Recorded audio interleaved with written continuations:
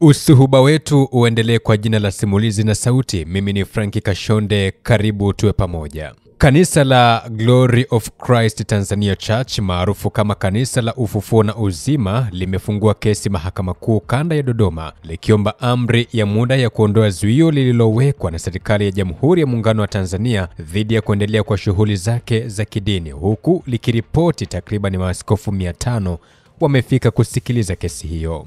Kwa mujibu wa gazeti la Mwananchi kupitia ukurasa wao wa Instagram, kesi hiyo inalenga kulinda hadhi ya usajili wa kanisa hilo, huku rufaa dhidi ya zuio hilo ikiendelea kusikilizwa. Kanisa hilo linaongozwa na Askofu Josephat Gwajima ambaye pia ni mbunge wa jimbo la Kawe kupitia Chama cha Mapinduzi CCM.